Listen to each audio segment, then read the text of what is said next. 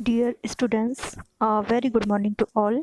Welcome you all to BA Part First English Literature class. Again, we are going to discuss Thoughts in a Garden, a poem by Andrew Marvell, a metaphysical poet. Most of the traits that are reflected in each poem are that of the romantic poetry, like Wordsworth and Keats. In the present poem, the poet is pained to see that people have no time to enjoy the beauty of nature. They struggle hard to win glory in different spheres of the life, but that leverage of no real importance. They have no mental peace. For a long time, the poet searched for quiet and innocence in men's company, but in vain. At last, he got them in the solitude of a garden. Human society is rude in comparison to the society of objects of nature found in a garden. Speaking of the beauty of the garden, the poet says that there was never a beloved who was more beautiful than a green tree. Those lovers who cut the names of their beloveds in the bark of trees are foolish. The poet says that he would never do so. Passionate lovers find peace and calmness in the midst of nature. Even Apollo and Pan ended their love in trees and plants. Apollo chased Daphne and Pan pursued Syrinx, so that the laurel trees and the plants of reed may grow on the earth. The poet gives a beautiful description of a tropical garden. He finds here ripe apples, clusters of vine, and nectarian peach. Stumbling on melons, he finds himself ensnared with flowers. He falls on grass. यदि हम बात करें present poem की, जिसके कि fourth part का आज हम अध्ययन करने जा रहे हैं, एंड्रू मार्वेल एक मेटाफिजिकल पोइट हैं, लेकिन इनकी पोइट्री में ज़्यादातर ट्रेड्स रोमांटिक पोइट्री की दिखती हैं, कीट्स और वर्ड्सवर्थ की तरह हैं। Present poem thoughts in A garden में पोइट कहता है कि उसे बहुत दुख होता है जब वो देखता है कि लोगों के पास आज इतना भी समय नहीं है कि वो नेचर की ब्यूटी को अप्रिशिएट कर सकें, उसको एंजॉय कर सकें, उसका आनंद उठा सकें। उनके जीवन में सबसे महत्व का काम जो है वो है अपने लिए ग्लोरी यानी फेम, प्रसिद्धि पाना, और उसके लिए वो जितना चाहे लेबर करते हैं, और वाकई में उनका जो प्रयास है वो कोई काम का नहीं होता। No real importance they have no mental peace. उनके ना तो मानसिक शांति होती है। पोइट ने बहुत लंबे समय तक शांति और सत्य की खोज में मनुष्यों के बीच में घूमता रहा, लेकिन व्यर्थ था उसका ये प्रयास। उसने सॉलिट्यूड पाई गार्डन्स में। ह्यूमन सोसाइटी जो होती है वो बहुत ही र्यूड होती है, क्रूएल होती है, और इसके कंपैरिजन में नेचर की जो कंपनी होती है, जो कि हमें गार्डन में स्पेशली देखने को मिलती है, वो बहुत ही पोलाइट होती है और वो हमें ब्यूटी, कामनेस प्रोवाइड करती है, सत्यता का भान करवाती है। फिर राइटर थर्ड स्टेंजा में ब्यूटी ऑफ गार्डन का डिस्क्रिप्शन देते हुए गार्डन किस तरह से उपवन जो है वो मधुर लगता है, उसके बारे में कहते हुए कहता है कि एक बिलवेड जो होती है, जिसका कि नाम लोग पेड़ पर लिख देते हैं कई बार, वो उतनी ब्यूटीफुल नहीं जो होती है जितना कि एक ग्रीन ट्री होता है, और वो बहुत मूर्ख हैं जो ऐसा कार्य करके पेड़ों की सुंदरता को ख़त्म करने की कोशिश करते हैं। पोइट कहता है कि वो कभी भी इस तरह से कार्य नहीं करेगा। यदि वो लिखेगा तो उस पेड़ पर उसी पेड़ का नाम लिखेगा। और आगे फोर्थ स्टेंजा में राइटर कहता है कि पैशनेट लवर्स जो हैं उनको शांति जो मिलती है वो नेचर के बीच में ही मिलती है। अपोलो और पान का वहाँ रेफरेंस देता है पोइट। वो कहता है कि वो भी प्रकृति से इस तरह से जुड़े हुए थे कि उनकी बिलवेड्स जो थी उनको ट्रीज और प्लांट्स में परिवर्तित कर दिया गया था बाद में। अपोलो ने डैफ्ने को फॉलो किया था, उसका पीछा किया था, और पान ने सिरिंग्स का पीछा किया था, और दोनों ही एक ट्री में परिवर्तित हो गई थी। डैफ्ने जो थी वो लॉरेल ट्री में परिवर्तित हो गई थी, और पान जो थी, पान की बिलवेड सिरिंग्स जो थी वो रीड के ट्री में परिवर्तित हो गई थी। In the fifth stanza, the poet gives a beautiful description of a tropical garden. पांचवी स्टेंजा में पोइट एक ट्रॉपिकल गार्डन का बहुत ही प्यारा सा चित्रण प्रस्तुत करता है। वहाँ पर बहुत सारे वृक्ष हैं और हर वृक्ष फलों से और फूलों से लदा हुआ है। उसे अपने चारों ओर कहीं पर पके हुए सेब दिखाई देते हैं, तो कहीं पर अंगूर के गुच्छे दिखाई देते हैं, कहीं पर उसको स्वादिष्ट पीच आड़ू के पेड़ दिखाई देते हैं, और कई बार वो भ्रमवश जो वाटरमेलन है, तरबूज के पेड़ हैं या खरबूज के पेड़ हैं, उनसे टकरा करके गिर जाता है और अपने आप को प्रकृति के बीच में पाता है. He wants to stay in that condition for a longer time. So now let us come to the next stanza. Meanwhile the mind from pleasure's lass withdraws into its happiness. The mind, that ocean where each kind does state its own resemblance find, yet it creates, transcending these far other worlds and other seas, annihilating all that is made to a green thought in a green shade. अब इन पंक्तियों में writer क्या कहना चाहता है कि जब पिछले स्टेंजा में वो बात कर रहा था प्रकृति के एविडेंस की, ये प्रकृति हमें क्या कुछ नहीं देती. इस स्टेंजा में वो कहता है मीन वाइल द माइंड, इन सब बातों के बीच में उसका माइंड फिर से कहाँ पहुँच जाता है, फ्रॉम प्लेजर लेस. जब वो दुनियादारी के बारे में सोचता है, ह्यूमन वर्ल्ड के साथ बारे में सोचने लगता है, तो उसकी प्लेजर जो होती है वो कैसी हो जाती है, लेस हो जाती है, कम हो जाती है. Withdraws into its happiness. Withdraws, he goes back, retreats. Pleasureless because the mind finds its own happiness without any outside aid. The mind, that ocean where each kind, mind is just like an ocean because it has much variety. The mind, that ocean where each kind does straight its own resemblance find, straight immediately without loss of time, resemblance, likeliness. So in the mind, whatever we think, it comes before us.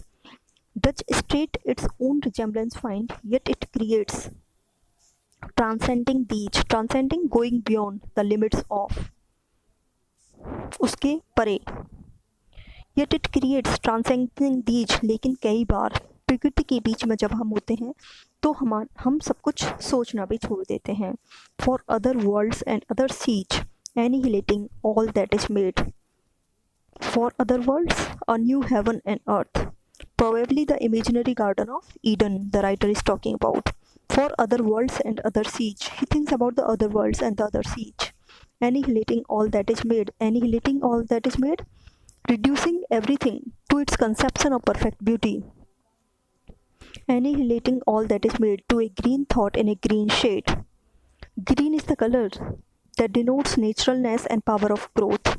So whenever he is thinking about all these things, all other ideas which are arising in his head, they are gone. They are of no importance to him after that.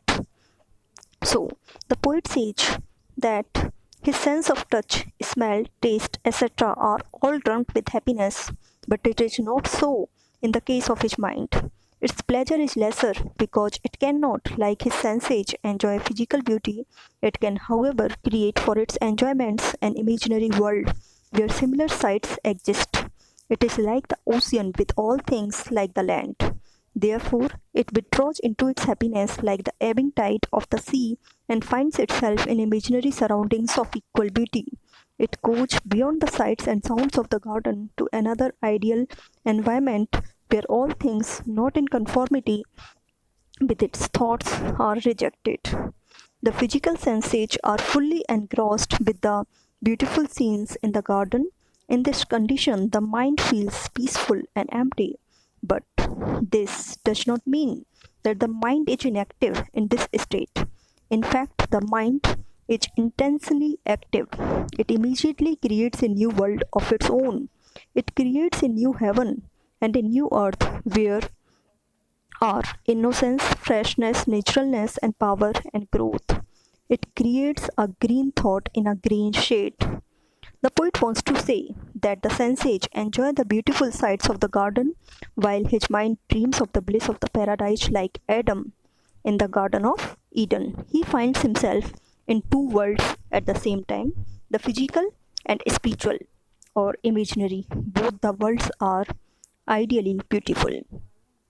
कवि कहता है कि उसकी जो पांचों ज्ञानेंद्रियां हैं सभी आनंद में डूब रही हैं, परंतु उसके मस्तिष्क की यह स्थिति नहीं है. उसके मस्तिष्क की आनंदानुभूति कम है क्योंकि वह उसकी ज्ञानेंद्रियों की भांति भौतिक सुख का आनंद नहीं उठा सकता. वह किसी प्रकार के ऐसे ही एक काल्पनिक संसार की कल्पना कर लेता है जहाँ पर इसी तरह के दृश्य मौजूद हैं यह समुद्र की तरह से है जिसमें सब चीज़ें पृथ्वी के समान हैं, इसलिए वह अपने सुख को इसी प्रकार से समेट लेता है जैसे समुद्र की लहरें वापस चली जाती हैं और अपने आप को समान सौंदर्य वाले कल्पना के वातावरण में पाता है। वह उपवन के दृश्यों और आवाज़ों से दूर एक अन्य वातावरण में पहुंच जाता है जहां वे सब चीज़ें जो इसके विचारों के अनुकूल नहीं हैं अस्वीकृत हैं। भौतिक ज्ञानेंद्रियां बाग के सुंदर दृश्यों में पूरी तरह से लिप्त हो चुकी हैं। इस परिस्थिति में मस्तिष्क अपने आप को स्वतंत्र और शांत पाता है, किंतु उसका अर्थ यह नहीं है कि इस स्थिति में मस्तिष्क निष्क्रिय है। वास्तव में मस्तिष्क तो बहुत ही अधिक क्रियाशील है, क्योंकि यह तुरंत ही अपना एक काल्पनिक नया संसार बना लेता है जहाँ पर सत्य, निर्दोषता, ताजगी, स्वाभाविकता और शक्ति होती है। वहीं पर यह एक स्वर्ग और नई पृथ्वी बना लेता है।